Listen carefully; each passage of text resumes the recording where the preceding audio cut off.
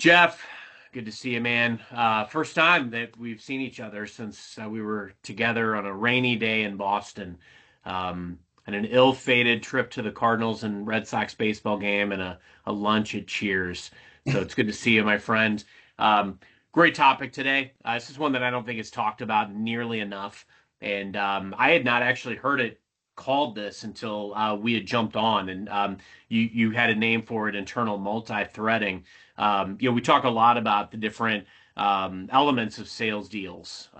Whether it's creating relationships with your customers, the needs analysis, building value, et cetera. But one of the things we don't talk about near enough is the internal selling, the deal within the deal, the behind the scenes, the hustle stats, going out and getting your internal stakeholders aligned and making sure that they're read in, that they're engaged, that they stay engaged. All these things are very critical when it comes to building and winning deals. Love to get your thoughts on this topic. What should sellers and sales leaders out there be thinking about when it comes to internal multi-threading? Absolutely. Thanks, Carson. Yeah, good to see you again. You forgot to mention our also our wonderful dinner at the Capitol Grill. I'm still thinking about that bone-in fillet special on the menu. That was delicious. Quite good. And I'm sorry about what my Red Sox, did to your Cardinals with the sweep. But maybe we'll do a trip in St. Louis in the future, and we'll see a different outcome, perhaps. You need to make it to Busch Stadium and at least to the ballpark village. So I yes. I would love that.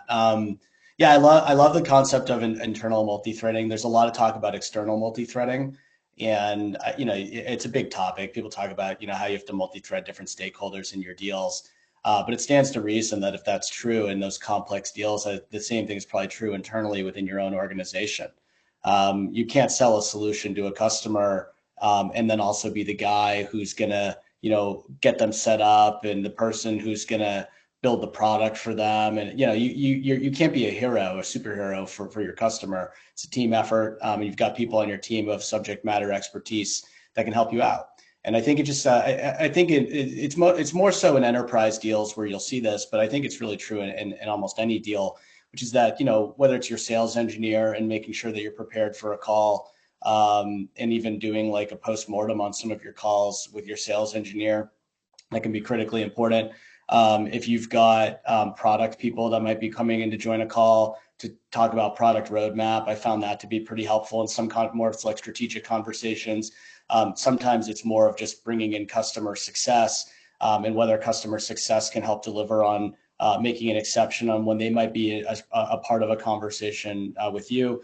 The other thing is like, especially in companies I've worked at, which are startups, maybe not everything exists. Like for example, certain sales collateral marketing hasn't made it yet. There's a unique situation. Maybe we want to design something specific for a really good opportunity. And that means that we need to go to the marketing team and explain why this is important and why it's going to help us both hit some of our objectives. So sometimes you need to do things on the fly if you're not coming from a more well-resourced organization. So that's where I think the importance of internal multi-threading comes into play. The big lesson I would say is that, don't consider yourself a superhero, ask for help. And when you ask for help, make sure that you are showcasing to the other people that are helping you why it's important for the team, and how it's going to help them in the long run as well. So those would be my big takes on internal multi-threading. I'm going to pass it over to you. What are your thoughts? I'm sure you worked a lot of deals where you've had to, corral a lot of different people internally. What does that typically look like for you? Yeah. Nah, Jeff, great topic today, and love your thoughts on it. I think back on some of these deals, and when I went into some of the first deals, I really had no idea what I was getting myself into. I think you've got to be very open-minded to where the journey goes, and I think you're also going to benefit from surrounding yourself with people that have been there before.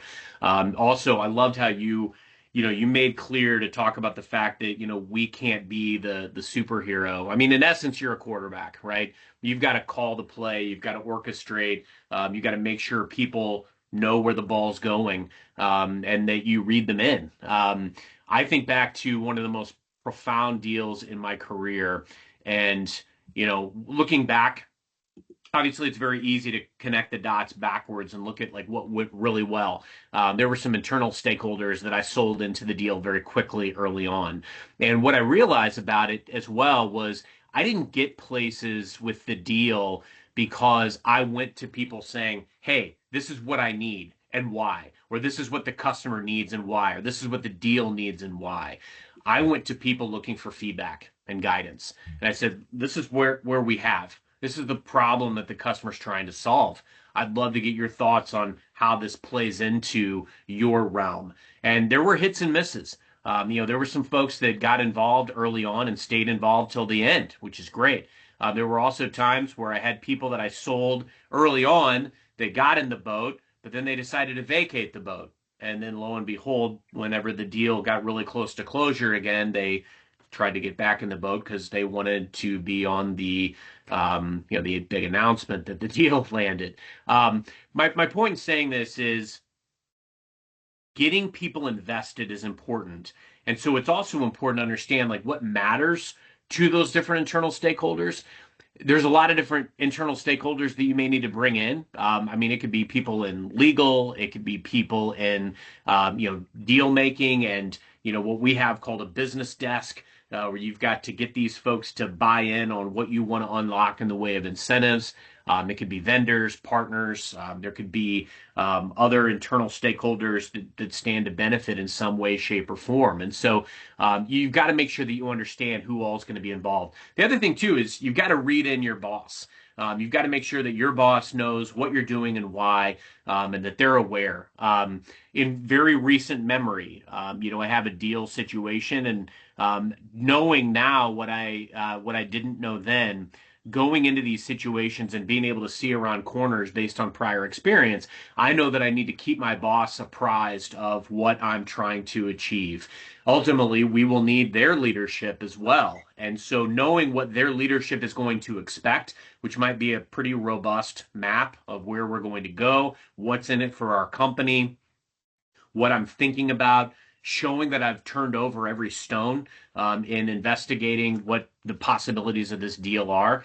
I work in a world where there's multiple different solution areas that customers could conceivably invest in, and it's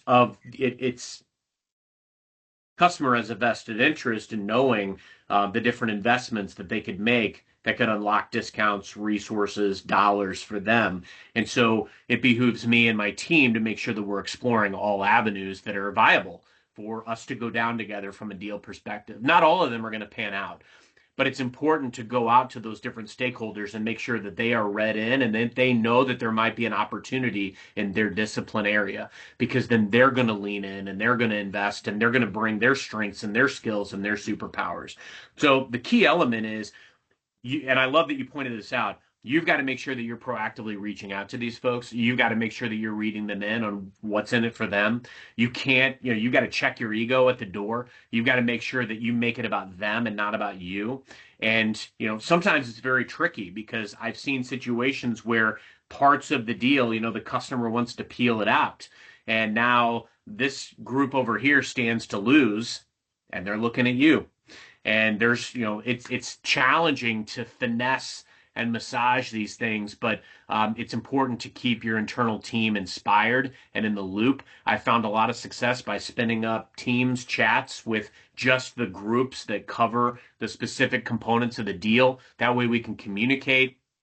That way I can keep them apprised of everything that goes on within the deal when I need them, keeping them updated, having a regular call or cadence, not only with the customer that includes some of these internal stakeholders, but also internal calls that include all the internal stakeholders so that everybody is read in on what's going on and what's important. Because guess what? They also have other things going on in their careers and in their lives other than just your deal. So sometimes you got to make sure that you're doing everything you can to ensure that they are continuing to row in the boat, or at least they're on standby for the second that you need to call them into the game. So those types of things are really important. The last thing I would say is connecting your internal champions with the customer internal champions. I've seen that be very valuable where I have different product group leaders of different solution areas and they align. And you can take liberties sometimes with titles. Like I worked in an organization within my company that had different C-level titles for some of the industry advisors and industry executives. And so I would leverage those C-level titles to, make alignment. I'm going to, introduce you to my chief engagement officer or my chief digital transformation officer, and we're going to align them with your chief data officer or chief strategy officer or whatever it is. Doing that very intentional alignment also makes sure that you're being clear with the roles that you need and want everybody to play. Because at the end of the day, that's the important thing about the quarterback's job in the deal. You can't just send everybody to just run out blindly onto the field. You got to make sure you're instructing them where to be and when, so that no matter what the defense does, they're ready when the ball goes to them and they know exactly what to do. Those types of things can be of paramount importance. Totally. Yeah. And I love what you said about like the teams groups too. Like that's something I do a lot of too. Is just like having these internal channels where you're communicating regularly, keeps it top of mind for people, keeps them in the loop, makes it less transactional for them.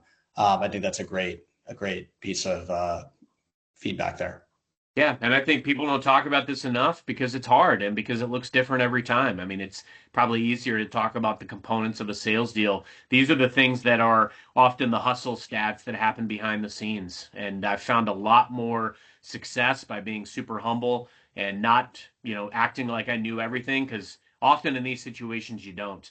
These deals can go up, down, haywire, and the last thing you want to do is go down alone. Make sure you got a lot of people in the boat. Make sure you got a lot of people that have a vested interest in this deal. And you're only going to do that by knowing what these other people care about. That's what's going to get them in the boat with you. That's what's going to get them to stay with you rowing. Absolutely. Love it. Beautiful. Another winning topic.